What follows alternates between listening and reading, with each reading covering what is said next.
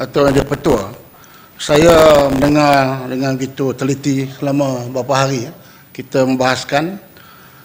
Memang saya tidak nafikan, saya pun dulu sebagai pengawal undang-undang memang tidak bersetuju undang-undang tangkap tanpa bicara. Itu tidak boleh dinafikan, kerana ianya jelas bertentangan dengan prinsip-prinsip human prinsip-prinsip hak asasi manusia, dan juga bertentangan dengan prinsip natural justice, di mana kita tahu right to be heard mesti ada, bertentangan dengan principle of law, rule of law, innocent until proved guilty. Ini kita semua faham. Dan saya pun, Datuk Speaker, pun pada masa saya belajar dan sebelum saya menjadi ahli parlimen, saya juga memang salah seorang aktivis yang tidak bersetuju dengan AXA dan undang-undang yang diamalkan tangkap tanpa bicara.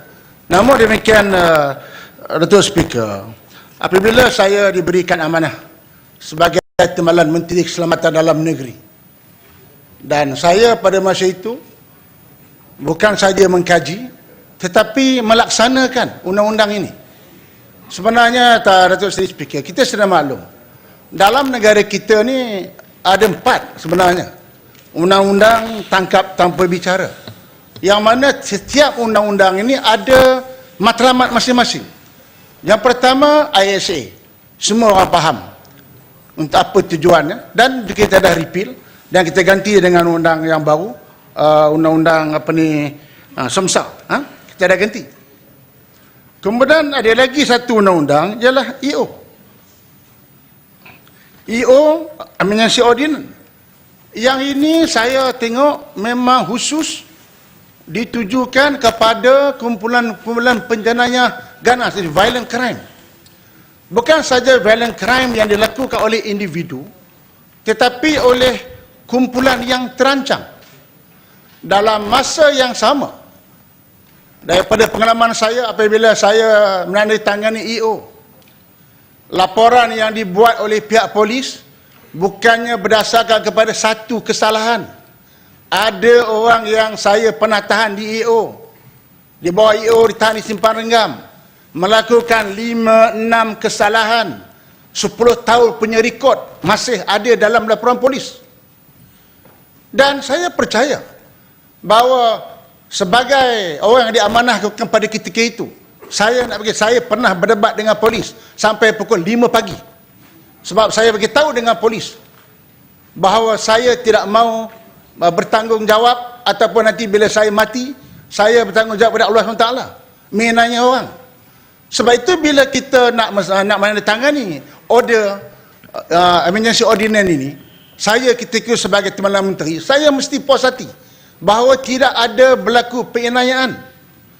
Dan selain daripada kes-kes yang dibawa itu melibatkan 4-5 kes, dah ada kes tu kes 10 tahun, betul-betul tiap tahun berlaku.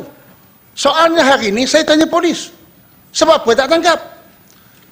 Dan saya tahu jawapan polis tu memang ada rasionalnya. Sebagai peguam saya tahu, kalau tangkap orang ni, bawa ke muka pengadilan, tak payah panggil lawyer. Lawyer yang baru keluar universiti pun garanti menang kes itu.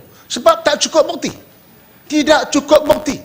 Dan malah orang yang ditahan itu pun tidak ada di tempat kejadian. Kalau dia betul-betul ada di tempat kejadian, terlibat dalam kes rompak, kes bunuh, memang kita boleh tangkap subjek. Ada. Masalahnya subjeknya tak ada. Dia duduk di tempat-tempat tertentu, dia hanya memberikan arahan. Arahan yang kita tangkap ini ialah operator dia, budak-budak suruhan dia.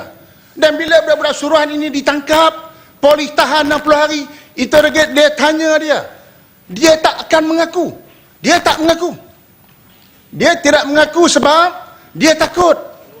Dia takut kalau dia kena tahan, tak apa, kata dia. Ini anak dia, isteri dia, keluarga dia akan diancam. Sebab itu mereka tidak akan bagi kerjasama walaupun mereka tahu siapa yang beri arahan. Saya ingat, Datuk Speaker, saya nak minta merayu kepada, kalau boleh dalam dewan ini, Ya, kalau Kota Baru boleh, bangun. ya, bagilah saya. Saya akan bagi satu isu. Tak mau. Saya tak ada cakap politik, saya cakap benda yang betul. Okey? Saya cakap benda politik, undang-undang dan juga pengalaman saya sebagai Temalam Menteri Keselamatan ini yang melaksanakan undang-undang ini, yang dulu saya pun tak bersetuju.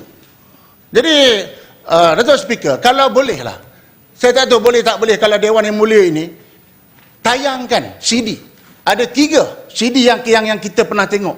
Bagaimana keganasan itu berlaku. Di Selayang, Pasar Borong Selayang, di Johor, di Penang, polis tak boleh tangkap. Kita tengok video tu. Macam mana boleh nak tangkap? Sebab dia pakai topeng. Orang tengah duduk kedai kopi, datang-datang serang, cincang. Alamak, tengok pun rasa ngeri. Betul-betul macam filem Hindustan. Apa yang berlaku nanti di Hindustan, cerita Tamil tu memang pun betul lah ni, cerita ni. Bukannya main-main, betul. Kalau boleh dengan kebenaran ini supaya pihak pemangkang, saya tahu mereka sokong macam mana Puchong cakap, tapi supaya kita insaf bahawa kita tidak mampu melihat keadaan negara kita seperti kita tengok dalam CD itu. Kita ingat filem, it's not film, it's real. Cincang betul-betul macam cincang ayam. Kita tanya polis, siapa tak dapat tangkap? Memang polis tak boleh tangkap. Kejadiannya berlaku dan mangsa tu tahu siapa yang bunuh dia, siapa yang terlibat, dia tahu, tapi dia tak akan berani bagi kenyataan. Baru-baru ni bila ada berlaku kematian di Pening, saya ingat tak pernah berlaku, terang-terang nombor gangster dia 0 berapa tak, saya tahu 08 0 berapa, Silahan 08 ke, tak pernah berlaku lah sebelum ni. Menunjukkan bahawa kita seolah-olah hari ni orang gangster ni dia dah above the law, nobody tak boleh tangkap dia. Bila kita tangkap dia, kita terpaksa mengikut prosedur bawah CPC yang saya kata tadi bahawa bukannya mudah, dan saya yakin kalau bawa ke mahkamah puak-puak ini akan terlepas. Tanjung Karang. Ada dua yang bangun, Kota Baru dengan Tasik Gelugur. Sikit je. Saya setuju kat Tanjung Karang kalau kita minta Yang Ketua Speaker membuat satu keputusan supaya video-video yang berkenaan ditayangkan kepada kita pada hari ini. Terima kasih. Datuk Tutua, terima kasih sahabat saya dari Tanjung Karang. Tadi semasa membahas dan juga berdasarkan pengalaman Yang Berhormat Tanjung Karang sendiri sebagai Timbalan Menteri Dalam Negeri, Yang Berhormat ada menyebut bahawa banyak kes-kes EO ini yang telah dikeluarkan detention order, yang telah pergi simpan renggan dan sebagainya, adalah kes-kes yang mana dari segi keterangannya, dari segi evidence-nya tidak cukup untuk bawa dia ke mahkamah. Adakah Yang Berhormat boleh mengesahkan semua kes-kes EO ni evidence-nya adalah tidak cukup, tidak memadai atas kesalahan yang dituduh itu? Ya, sila. Kata tadi bahawa kalau saya pun jadi peguam, walaupun Sepang kata saya tak nak pergi masuk mahkamah, tapi saya convincing lawyer, litigation lawyer, saya pernah pergi mahkamah, tapi sebab dah jadi ahli parlimen saya tak pergilah. Kalau saya pun jadi peguam mela, saya garanti mesti lepas. Tak ada bukti. Apa saksi? Orang yang kita tangkap tu tidak ada di tempat kejadian. Yang bunuh orang lain, yang suruh bunuh orang lain.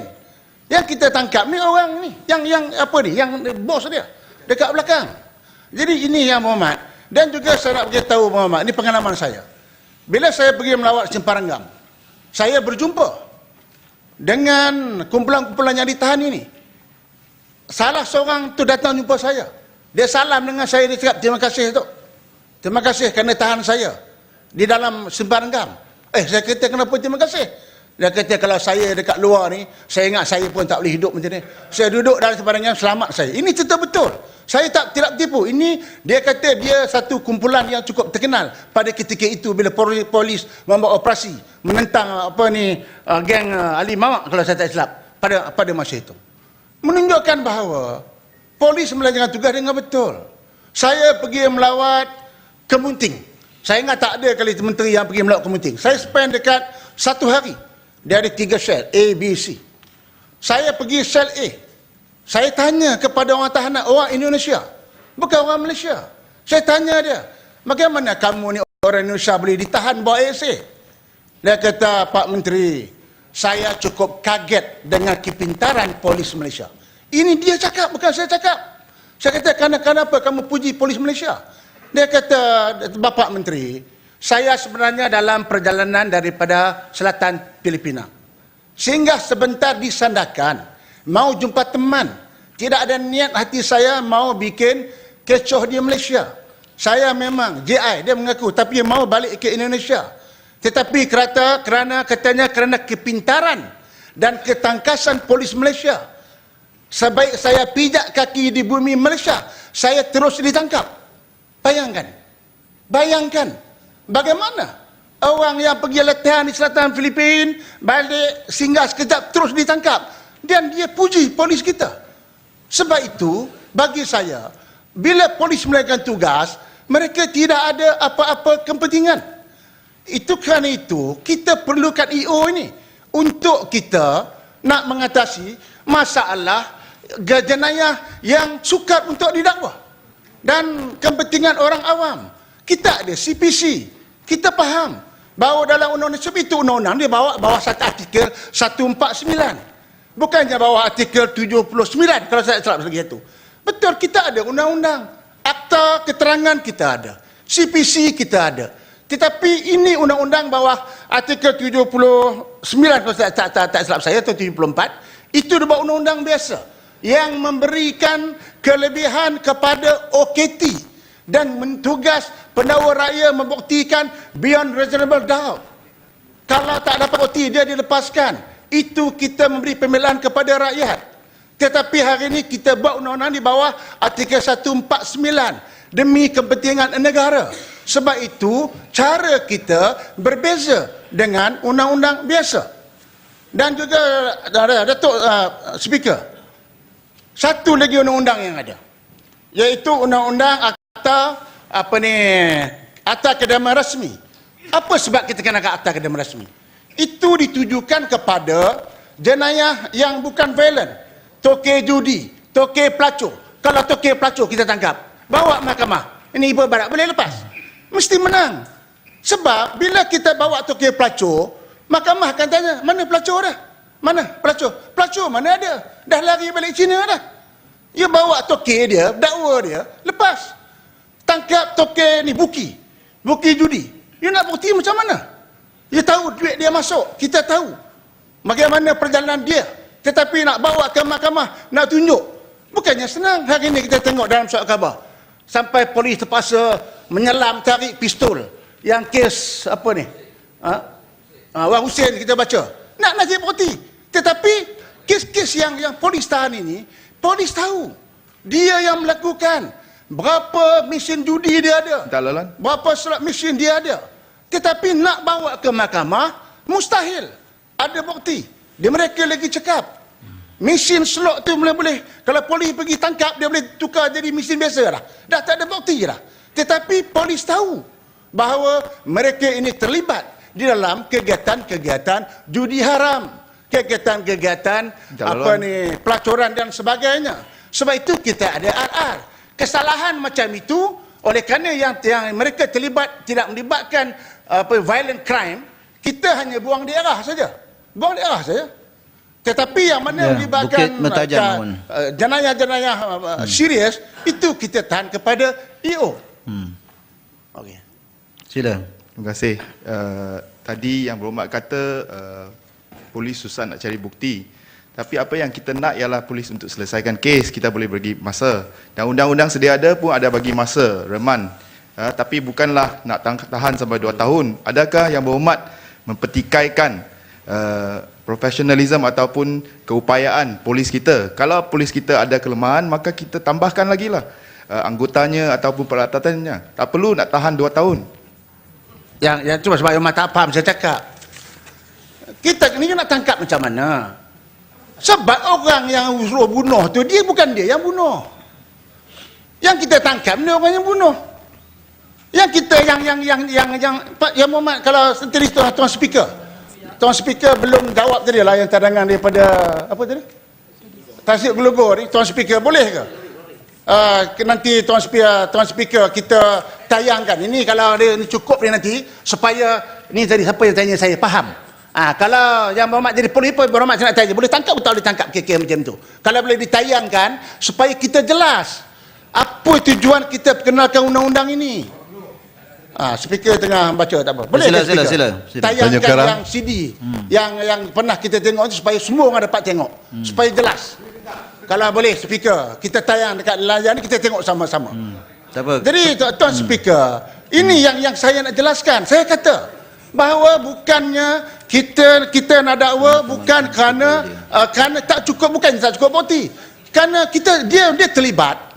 Tetapi kalau bawa ke mahkamah memang tak boleh dekat kes ni. Ya, Gerik bangun. Ya. Kemudian Tanya dan Karang, juga boleh nak tanya? Gerik. Ahli-ahli Dewan risau bila kuasa dibagi polis. Semasa pengalaman Tanjung Karang sebagai Timbalan Menteri Luar Negeri, ada SOP polis bila berkaitan dengan kes-kes yang macam ini, ataupun kita boleh cadang supaya ada SOP polis dalam menangkap, menanya benda-benda yang berkaitan. Minta pandangan Tanjung Karang. saya memang ada dia punya SOP. By 21 hari polis dah selesai dah buat apa ni, laporan dan sebagainya. Tetapi saya bersetuju. Apabila akta ini diluluskan, SOP itu mesti diperkemaskan lagi, mesti dijadikan satu peraturan yang tidak boleh dibuat sewenang-wenangnya oleh mana-mana pihak. Ini saya memang nak cadang. SOP ini dijadikan satu peraturan, mesti digazetkan supaya semua pihak polis utamanya akan mengikut peraturan-peraturan ini. Atau speaker. Ya, Seputih bangun. Seputih bangun. Terima kasih, Datuk Yang Bertua. Yang Berhormat, semasa Yang Berhormat menjadi Menteri, Timbalan Menteri Dalam Negeri, saya masih ingat ada satu kes yang berkaitan dengan seorang yang ditahankan di bawah EO. Yang mengikut dia adalah ini memang satu perangkap yang dia diheret masuk. Okey, dia minta bantuan daripada saya. Sebelum saya dapat tulis surat berjumpa dengan Yang Berhormat, yang tahanan itu dibebaskan kerana keluarga dia bayar kepada pegawai KDN. Yang dikatakan boleh kautim. Ini bukan satu kes yang saya dengar saja. Kalau tanya kita punya peguam dan juga mereka yang ada cuba menangani masalah macam ini memang satu keadaan yang amat ketara, yang mana undang-undang yang ketat dan kejam macam ini, ia membuka peluang kepada korupsi. Jadi Yang Berhormat kata, Yang Berhormat pernah pergi melawat Simpang Renggam, Kamunting dan sebagainya. Saya nak tahu, sama ada dalam pengalamannya Yang Berhormat, ada sesiapa tahanan yang beritahu Yang Berhormat yang mana dia memang tidak salah sehingga pada tahap yang perlu ditahan 2 tahun, lepas tu diberi 2 tahun lagi dan sebagainya. Jadi adakah undang-undang macam ni adalah tidak adil kepada sesetengah orang yang memang tidak harus ditahan begitu lama? Yang Berhormat, saya bagi tahu tadi bahawa bila tindakan undang-undang diambil, dia bukannya berdasarkan kepada satu kes. Saya jadi Timbalan Menteri tahun 2008, kalau tak silap saya. Bila kes tu polis buka, tahun 2000 pun apa kesalahan timbul lagi. 2000 sebelum tahun 2000 bermakna polis ada rekod mereka. Mereka ada mengikuti kegiatan-kegiatan jenayah ni. Tadi Yang Berhormat kata rasuah, tak boleh tuju macam tu. Kalau semua rasuah, takkan 1000 lebih kita tahan di Separenggam. Janganlah sebab satu kes Yang Berhormat boleh kata kita tidak adil. Ni sudah problem dengan pembangkang. Ya, benda yang kecil seorang, dia suara minoriti, you nak overrule apa yang majoriti buat. Jadi Tanjung Karang mengakui lah memang ada yang innocent lah, tapi ditahan di bawah EO lama-lama lah, betul? Tak ada. Saya dah bagi tahu. Semasa saya tak ada. Saya dah berpuas hati bahawa apa laporan itu sampai kepada saya teliti, memang tidak ada penganiayaan. Tak ada. Ya, okey. Sebab itu saya akan explain. Baik. Kena batangan. Terima kasih Tanjung Karang. Yang Berhormat Tanjung Karang setujukah bahawa jenayah ini merupakan satu kompleks dan mencabar fenomena sosial kita? Dan apa ini sudah tentu tidak ada jalan penyelesaian, sebab jenayah itu berlaku berbeza di antara negara dengan negara yang lain. Lebih-lebih lagi jenayah yang bersendikit seperti kongsi gelap dan sebagainya. Dan sudah pasti memerlukan satu undang-undang, yaitu pencegahan awal untuk memastikan kestabilan sebuah negara dan rakyat itu harus dilaksanakan di mana-mana negara juga di dalam dunia ini. Ya, saya setuju. Sebab itu kita perkenalkan undang-undang ini. Baik, undang-undang yang ketiga, yang keempat, Razri. Ini itu undang-undang Akta Dadah Berbahaya, langkah-langkah penjagaan khas 1985. Yang ini yang saya nak bangkit, yang Pucung kata tadi. Memang, saya dah bangkit. Baik, memang betul program negara sebagai penasihat undang-undang. Dan waktu kita repeal ataupun kita abolish ISA, EO, RR, mengapa Akta Dadah Berbahaya, langkah-langkah pencegahan khas 1985 ini tidak di-repeal sekali, tidak di-abolish? Sebab apa masih ada? Bermakna negara kita masih lagi mengamalkan undang-undang tangkap tanpa bicara. Kerana prosesnya, prosedurnya sama macam ISA, sama macam EO, sama. Tinggal lagi hanya kerajaan dadah. Saya ambil contoh dadah. Macam mana polis tangkap? Kenapa? You tahu, kalau nak tangkap orang dadah, dia mesti imposition. Mesti ada dalam diri dia. Tetapi macam mana polis boleh tahan pengedar dadah? Dia tak tangkap pengedar dadah. Dia tangkap pengisap dadah, penagih dadah. Dia tahan, dia ambil statement. Dia tahan 10 orang kurangnya penagih dadah. Okey, dia tanya, kamu ambil penagih dadah ni, you beli dadah pada siapa? Pada A. Tanya lagi, 10 ni kata dia beli dadah pada A. Polis nak tangkap A, nak pergi dakwa dalam open court. Mana ada bukti? Ini tak payah panggil lawyer, dia tak ada lawyer pun dia boleh lepas. Dia kata, masa bila saya ada jual dadah? Tak ada imposition. Tetapi bukti 10 penagih dadah semua kata beli dadah kepada dia. Sebab itu polis pergi tangkap dia, tahan dia tanpa bicara, kerana terbukti daripada saksi-saksi yang diberi oleh penagih dadah. Tapi kalau penagih dadah ni bawa ke mahkamah, polis bawa semua penagih dadah ni, penagih dadah ni kata dia yang beli, dia jual dadah, tapi tak ada bukti. Masa bila dia jual, waktu bila dia jual, berapa banyak dia jual. Inilah kerja-kerja peguam. Jadi sebab itu dia ditahan. Nanti saya nak habiskan ni. Okay. Ya, saya nak jelaskan bahawa yang siapa ni Pucung kata tadi. Saya akui bahawa peguam negara juga manusia. Kemungkinan peguam negara juga overlook, terlepas pandang bahawa ada satu undang-undang Akta Dadah Berbahaya, langkah-langkah penjagaan khas, iaitu undang-undang yang masih kita amalkan tangkap tanpa bicara. Mengapa undang-undang ini tidak di-abolish sekali dengan EO, dengan ISA dan dengan RR? Kemungkinan overlook perkara ini. Jadi sebab itu bila soalan Pucung soalan ya, boleh. saya pasal First time saya dan yang saya mana ambil contoh. Nak mencelah sikit, nak tanya sikit. Okey, saya bagi ni betul saya bagi. Pasir putih. Sila, Pasir Putih. Seputih saja yang bercakap, pasir putih pun nak bercakap sikit. Nak tanya kepada Tanjung Karang, soalan yang simple saja. Apakah perbezaan di antara undang-undang yang ada, yang kita nak lepaskan, nak luluskan ini dengan ISA? Sama atau tidak? Kalau ada perbezaan, tolong beritahu. Dan kalaulah tidak ada perbezaan, adakah kita nak buat ISA baru? Terima kasih. Ya, sila Subang. Terima kasih Tuan Speaker, terima kasih pada Tanjung Karang ya. Tanjung Karang tadi bila jawab pada Seputih ada bangkitkan Seputih ada bangkitkan isu rasuah ya di Simpang Renggam. Dan pandangan Tanjung Karang adalah mungkin ini satu kes lah ya, jangan satu kes yang macam buat tuduhan lebih kurang macam ini selalu dibangkit oleh pembangkang. Tapi saya nak tanya kepada Tanjung Karang, tahukah Tanjung Karang ini 2004 ya, Kerajaan Barisan Nasional luluskan buat keputusan untuk tubuhkan satu Suruhanjaya Diraja yang sangat penting ya, untuk menambah tujuan mereka adalah untuk menambahkan operasi dan pengurusan PDRM. Mereka buat kerja 1 tahun di bawah pimpinan Tun Zaidin. Masa itu timbalan pengurusi adalah Tun Hanif Omar, mantan KPN, dan juga ada mantan Ketua Hakim Negara Tun Zaki pun ada. Ya, semua banyak luminaries lah ada dalam Suruhanjaya Diraja Tuan Speaker.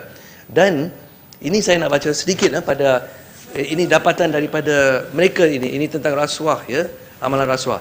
Ini bukan kata semua ada terlibat dalam rasuah, tapi adalah elok kita tahu apa yang disebut. Saya dengan izin saya baca sekejap saja, senang, cepat. Okey. Jangan panjang-panjang. Tak. Jangan 4-5 baris saja, Tuan Speaker. Dalam bahasa Inggeris ya. Perception of the widespread incidents of corruption among police personnel. There are many police personnel in all ranks of PDRM who serve with dedication and integrity. They do not engage in corrupt practices of whatever kind. Some have not succumbed even to very tempting offers. They deserve our admiration. But, ini the but yang penting lah ya. But, the Commission's inquiries and feedback indicate widespread corruption within PDRM. Ini bukan cakap pembangkang. Ini cakap Tun Zaidin, Tun Hanif Omar, Tun Zaki. Faham, saya setuju. Dan juga, akhir sekali, just sekejap saja. Sebab tadi sebut kenapa tak repeal apa ni?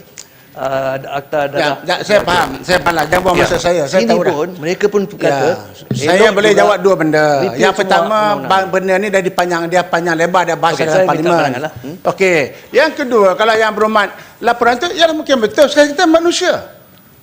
Kalau kita pun tengok berapa banyak polis yang kita tangkap, yang SPRM tangkap, ada yang nak tangkap. Yang berhormat pun lawyer. Kalau dia tak kena tangkap, kalau kita tidak ada laporan, dia tangkap macam mana? Sebab itu orang kata, mencuri itu tak salah. Bila dia salah? Bila dia kena tangkap, dia baru salah. Jadi bermakna yang berhormat, kalau yang berhormat ada bukti, mana-mana polis, buat laporan, kalau kita tak ambil tindakan, barulah boleh ada bukti. Saya tidak nafikan, nak kira macam tu, susah yang berhormat. Ini kira-kira dalam parti politik pun ada juga yang setia, ada juga tak setia, macam-macam. Ya, seputih bangun. Muhammad Tanjung Karang. Seputih. DP Kes Keluar Parti tahanan pun di ada. bawah Malaysia. EO, Ya. walaupun saya tahu siapa yang saya kata tu, memang Seputih. Pandang saya seputih. Kalau cakap dia memang dia tak berani pakai yang kata remeh-temeh. saya payah polis supaya yang bapak saudara saya. Ni Tanjung Karang nak benar ke? Tak bagi jalan. Personal, sebab satu kes nak kacau masa saya tu usah. Melainkan satu kes saja, tapi memang ada banyak kes yang lain. Baik, saya nanti nak minta supaya Kementerian Dalam Negeri, saya juga nak minta supaya Kementerian Dalam Negeri nanti tolong, saya pun nak minta supaya Kementerian Dalam Negeri nanti tolong nyatakan dalam Dewan berapa ramai pegawai polis yang telah diambil tindakan kerana rasuah ke atau melanggar undang-undang. Kan kita dengar. Kes macam ni, macam mana nak ambil tindakan? Tentu tak ada orang akan mengakui, Ni, tapi dah. mereka mangsa. Okey. Seputih. Ini floor Tanjung Karang ni. Sila. Tak pentingkan Dia sana. kena tahan. Seputih duduk seputih. Duduk. Yang kes-kes macam ni lah. Kalau betul bagi laporan polis akan follow orang ni. Kurang-kurang 2-3 tahun polis akan follow dia tangkap. Rumah pun cakap nak bawa ke mahkamah, tak ada bukti. Ini mahkamah. Ini kan mahkamah kes lewat. Ketua mahkamah pun kadang-kadang mahkamah kata betul. Teknikal dia lepas juga. Jadi itu saya bukan nak kait. Kita kena faham dia realiti. Dia kes sebab itu peraturan dia buat di bawah 149. Baik, saya kata bahawa atas dadah berbahaya. Tadi dia kata program negara. Saya bersetujulah. Kalau betul tafsiran daripada Puchong, mungkin ada overlook. Bahawa 149 mesti baca sekali dengan 151. Soalan saya, saya akan jawab. Saya akan jawab. Ini pasal apa dia? ASA ya. Jadi kalau betul tafsiran, saya minta pihak KDN kena tengok dan saya tidak ada halangan kita dalam peringkat jawatankuasa kita tambah bahawa lembaga penasihat ini hendaklah membawa representasi kepada yang di-Pertuan Agong. Janganlah kalau itu satu pandangan yang baik, teguran yang membina dan kalau betul ada kesilapan atau terlepas pandang oleh pihak peguam negara, maka saya menyokong supaya panel ini dibuat. Baik, saya nak jawab ni. Saya nak jawab. Sahabat baik Tanjung Karang ni Sepang bangun. Dah sini pasir putih tanya saya. Sepang ni tak ada lah. Saya bukan tak nak layan dah sejam lebih dekat dah. Tak apa ni, saya nak Sepang pergi ni pasir tak payah putih. tak pakai Bahawa lah. undang-undang ini undang-undang yang kita Tanjung buat Karang. ini menunjukkan bahawa tak bagi. tidak ada. Tanjung Karang, bagilah saya bagi semalam. Malam saya Nantilah bagi. saya jawab pasir putih. Okey. Saya jawab pasir putih. Sila. Ni pasir putih kalau petani yang menjadi tinggi PAS nak sokong kan ni? Tak ada sokong lah. Sokong tak? Kalau pasal putih ni okey sebab dia pas Jawi. Yang tu pas Rumi. Jadi susah sikit.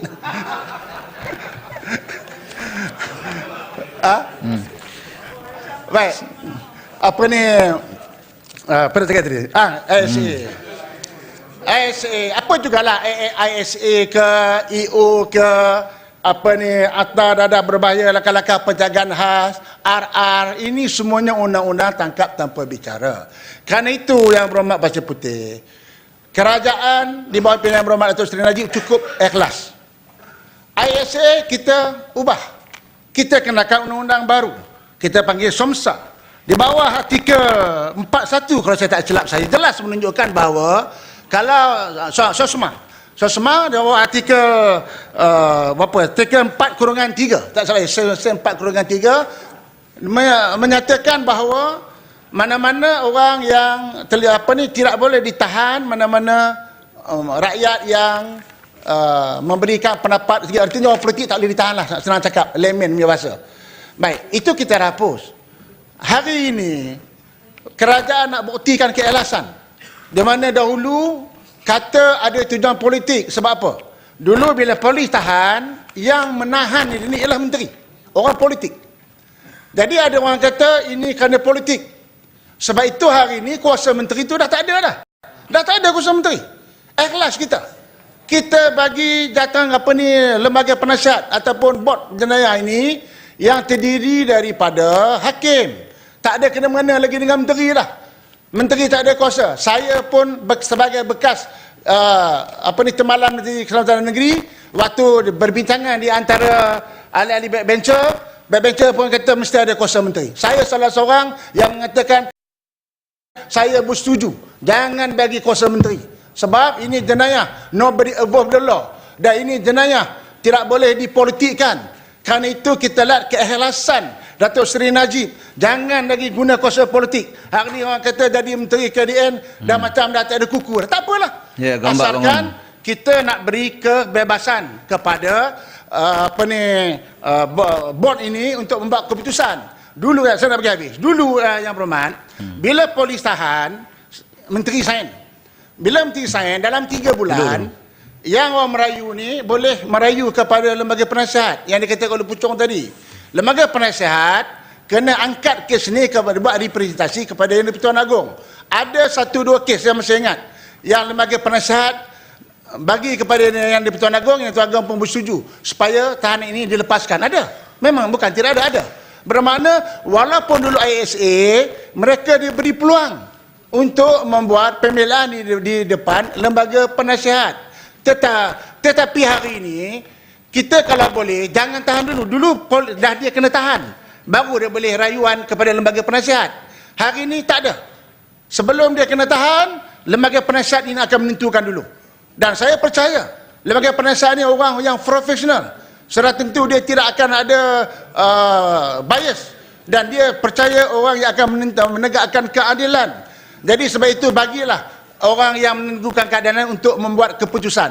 Hanya tadi yang Pucong cakap tadi mungkin ada kebenaran bahawa kalau MK 151 lembaga penasihat ni kena buat representasi kepada Yang di-Pertuan Agong. Yang ni kalau perlu dibuat amendment, kita perlu buat amendment supaya ia tidak kontradik dengan perlembagaan kita. Jadi dalam masa yang sama, judicial review saya ingat masih boleh. Habeas corpus, is common law, habeas corpus dia boleh buat rayuan. Berapa banyak kes-kes yang lepas kerana habeas corpus. Ya, Sepang bangun. Saya nak tanya pasal ni, pasal judicial review ni. Sepang. Sikit je. Tunggu dulu. Nanti sabar. Bagi peluang banyak. Saya bagi. Saya bagi. Don't worry. Hanya nak cakap ni je, seputih ni. Seputih ni kadang laporan dia kadang-kadang tak betul. Dengar dulu. Dengar dulu. Ingat tak? Satu kes yang seputih bawa dalam parlimen yang mengatakan bahawa seorang perempuan daripada negeri China didenda dalam jail. Ini salah. Saya tak pernah kata itu dari negeri China. Utusan Malaysia yang kata. Jangan disalah bimbing oleh utusan Malaysia. Duduklah, janganlah marah. Ini si putih sudah marah. Saya bagi contoh. Benar tu. Yang berhormat, bila yang berhormat bagi contoh, saya tak marah. Contoh pun salah. Saya kata seorang gadis Cina saja. Saya tak kata tadi negara Cina. Okey. Yang berhormat kata seorang gadis Cina. Baiklah, bukan negara Cina. Tetapi bila saya pada masa Timbalan Perdana Menteri, saya siasat. Ini Alif Mas Putih bercakap, mana boleh kita biar? Saya siasat. Bukan gadis Cina, gadis Melayu yang kena. Ini cakap dalam surat khabar. Jadi kalau hearsay macam ni, takkannya kita nak dengar. Ini terbukti sampai saya jadi isu besar. Konon-konon saya menghalau menjadi menghalau pendatang sebagainya. Itu sejarah bagi saya. Lala saya pun kena tukar juga daripada KDN. Sebab seputih lah membagi maklumat yang tak betul. Okey, saya nak bagi nak betul sikit YB. Sepang dulu. Pendeklah sepang. Saya kadang-kadang dah tahu apa yang berhormat masuk tu, tak payah panjang-panjang.